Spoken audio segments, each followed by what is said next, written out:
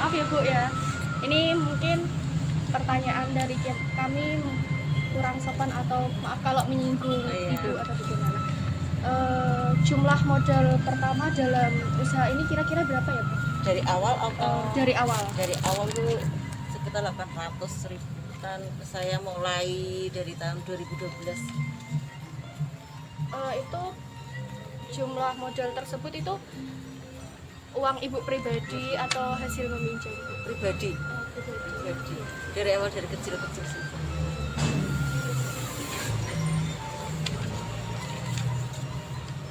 Terus penjualan pertama itu bagaimana Bu awalnya?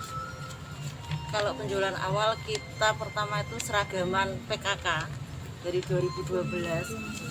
Itu seragaman PKK, kita masuk ke PKK RT. Nah, alhamdulillah dari situ ternyata kalau untuk usaha seragaman itu kok ada daya tarik sendiri itu. Ketika kita marketingin langsung pertama awal, langsung kan ambilnya dapat banyak. Kita dulu nggak punya toko, cuma di rumah aja, stay di rumah. Ya, dari dengan promosi itu kita sebut bola lah istilahnya.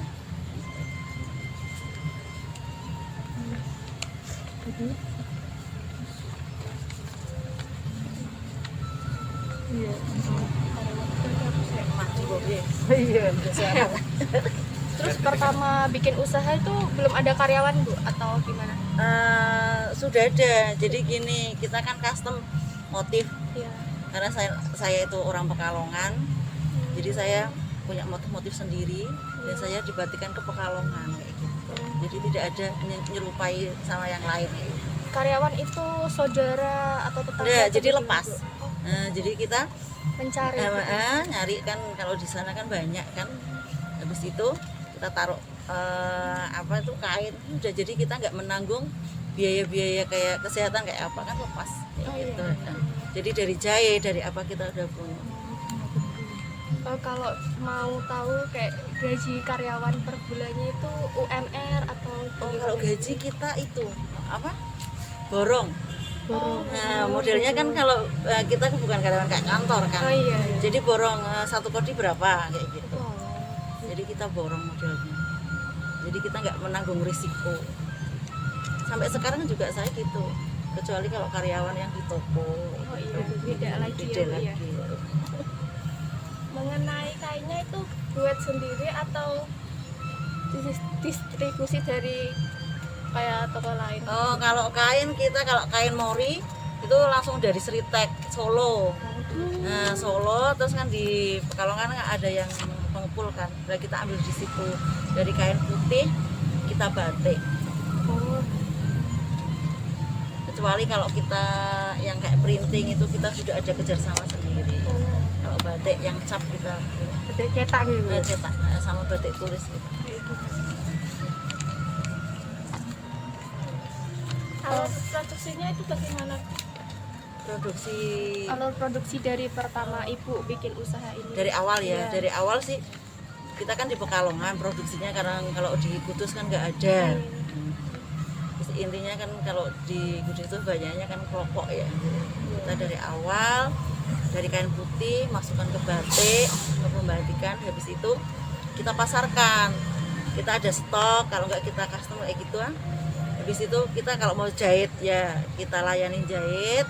Habis itu kalau nggak kain ya sudah kita langsung distribusikan ke orang yang pesan. Tapi kita memang seragaman.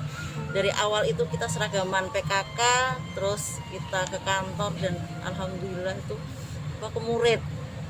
Jadi kita batiknya itu batik seragaman, nggak retail. Kalau sekarang sih saya retail, ada retail, ada apa, dulu seragaman.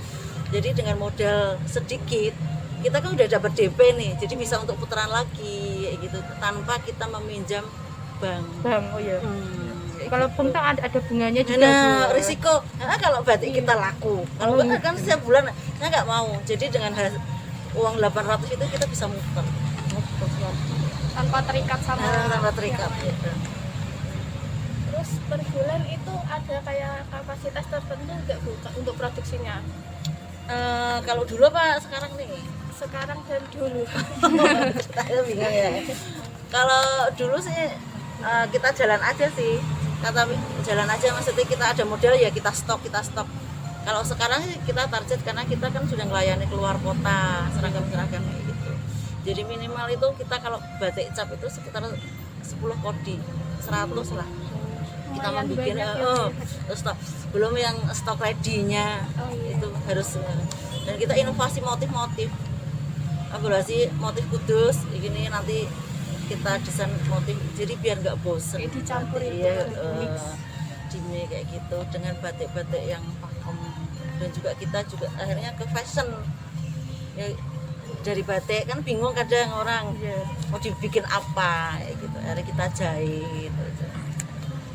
Melayani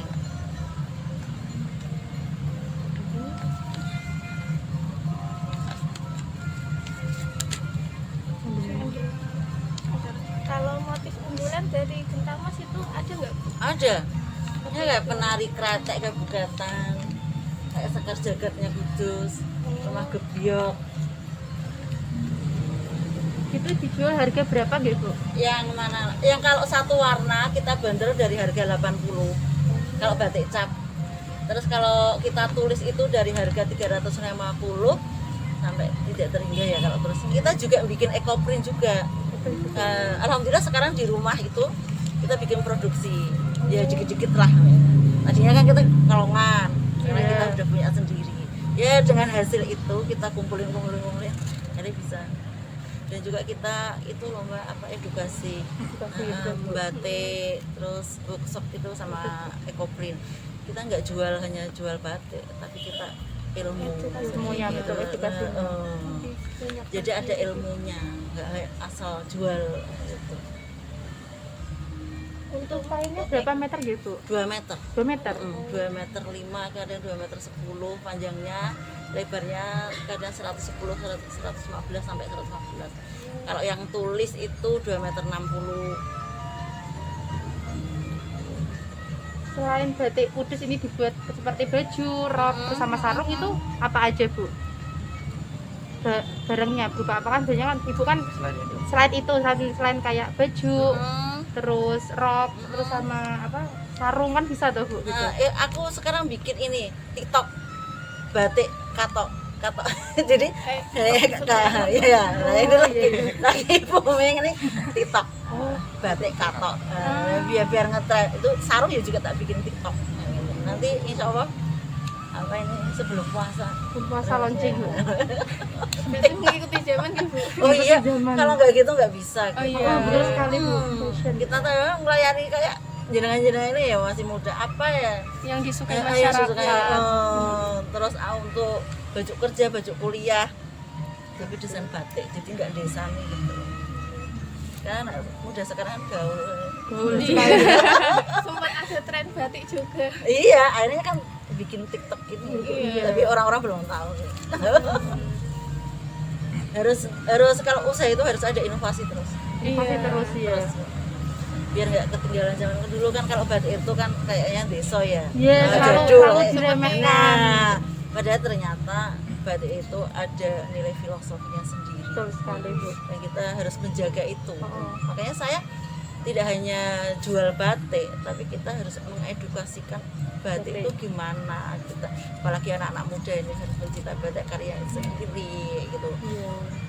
Eman-eman kan kalau kita. Kalau soal pengaruh pandemi COVID-19 terhadap usaha ibu ini apa? Oh, ada pengaruhnya Mas. Kalau COVID ini dari seragaman kan kita kan seragaman sekolah. Ya. Iya. Jadi itu kan sudah pesen akhirnya nggak kebayar. Ya tapi alhamdulillah sih dalam 1 tahun kebayar. Itu kan kita ngotot ya modalnya kan sudah putaran itu. Tadinya awal pesen ternyata tahun ajaran baru tahun kemarin itu nggak sekolah daring. Itu berpengaruh juga sampai sekarang. Jadi kalau seandainya kayak PSBB itu pengaruh penjualan langsung turun. Nanti kalau sudah ada auranya zona hijau gimana itu ya Naik lagi. itu naik lagi gitu. Pengaruh banget.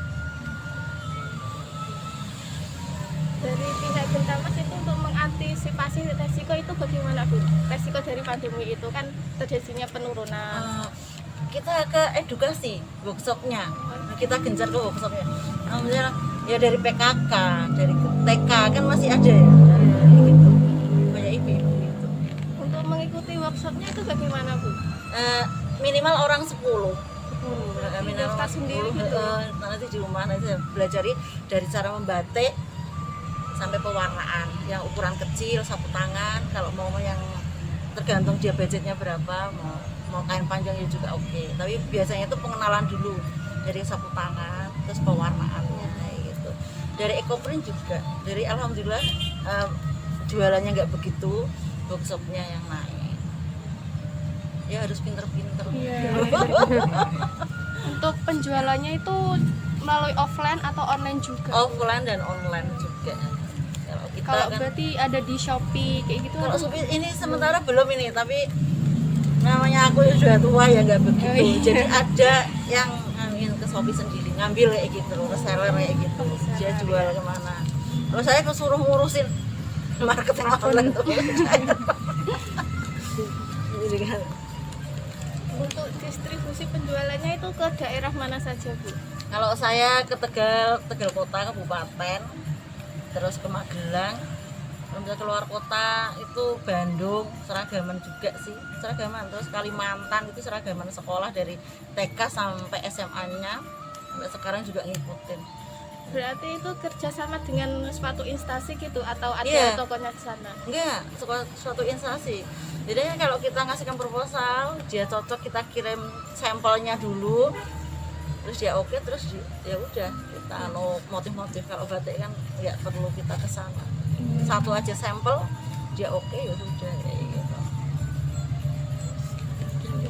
latar belakangnya ada depan.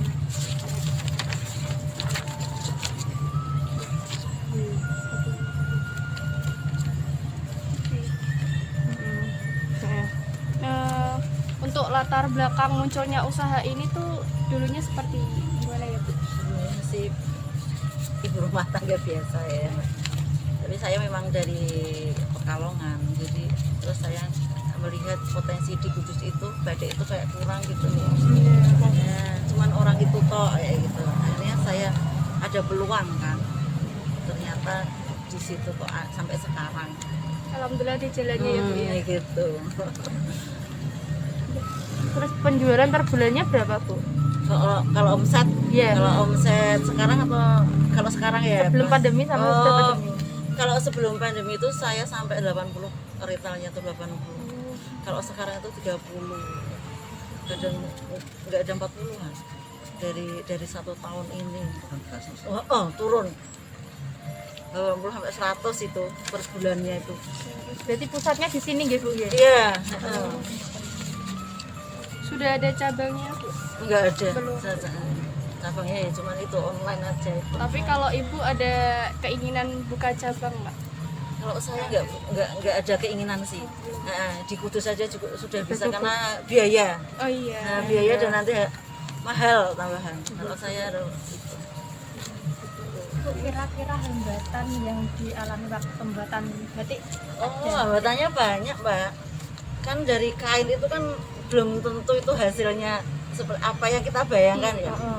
Kalau batik itu kan pakai cuaca, kadang panas ya. Oh iya. Panas.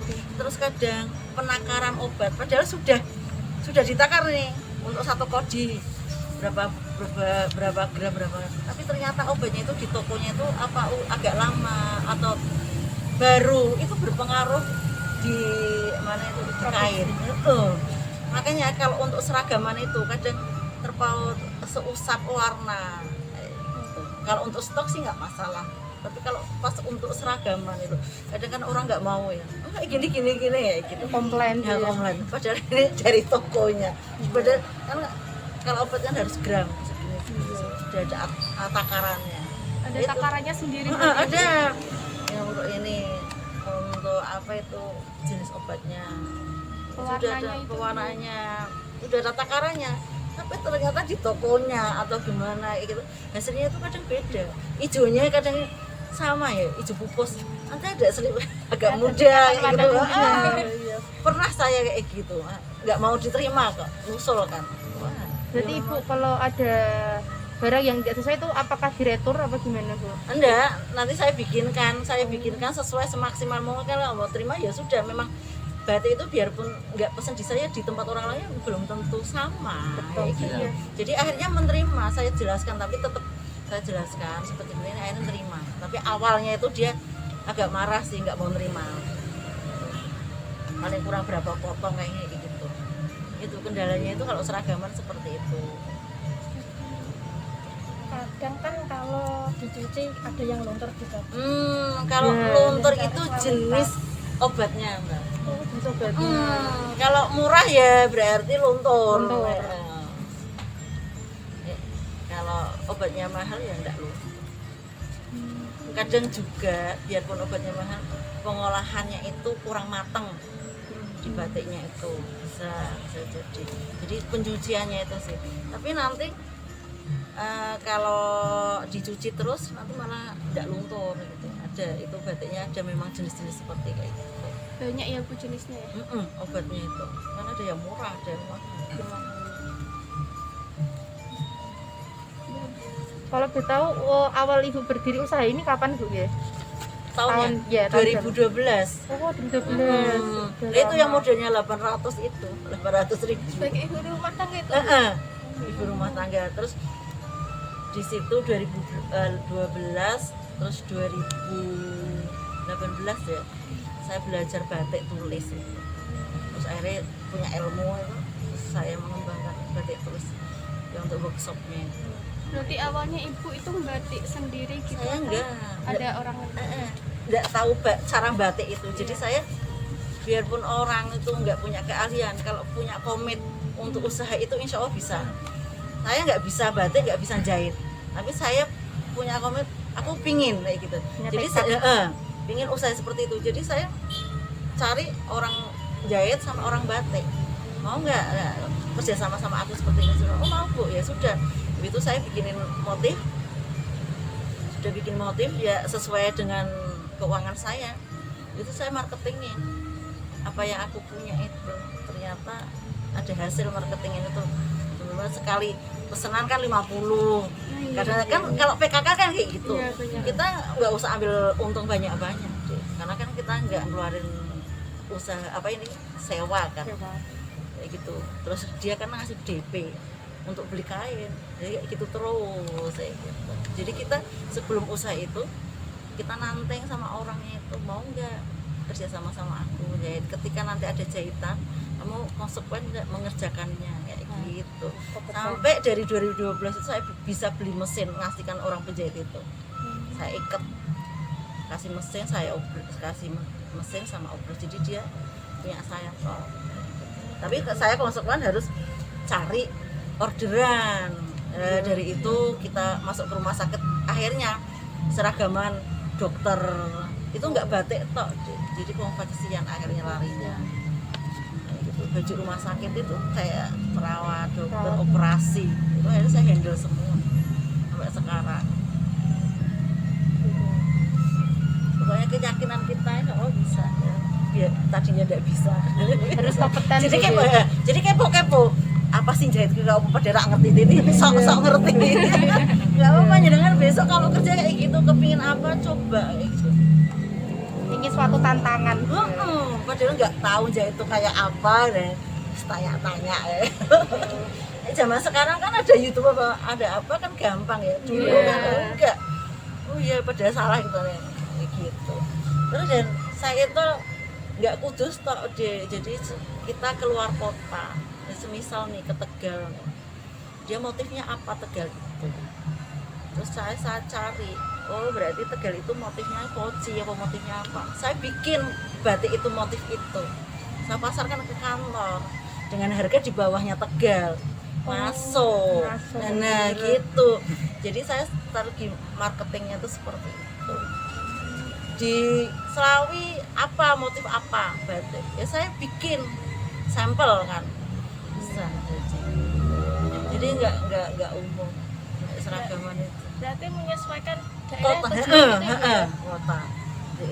Kalau saya punya pembatik Tegal, pembatik Magelang juga punya. Jadi misal saya marketingnya di mana yang jarang ada batik, saya masuk ke situ. Ini sampai sekarang ya Bu. seandainya nih Bu ada orang yang ingin belajar batik sama Ibu itu membuka kursus enggak? Iya, workshop itu. Oh. Kursus itu ya. Makanya pandemi itu penjualannya menurun, workshopnya itu naik. Kursus itu. Ya intinya berbagi ilmu lah. Iya. Sambil belajar bareng-bareng. Untuk kisaran mengikuti workshop itu berapa Bu?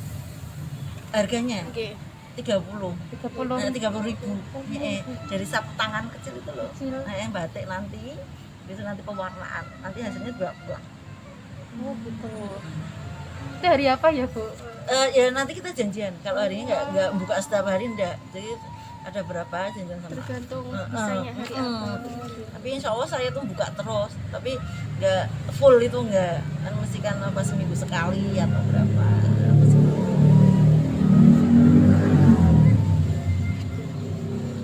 Terima kasih ya Bu udah kita wawancarai. Iya. Mau minta izin nanti boleh foto sama Oh, Ibu boleh. Buat dokumentasi. Oh iya. Iya. Aku yo matur nuwun ya. Mudah-mudahan kalian sukses. Amin. Jangan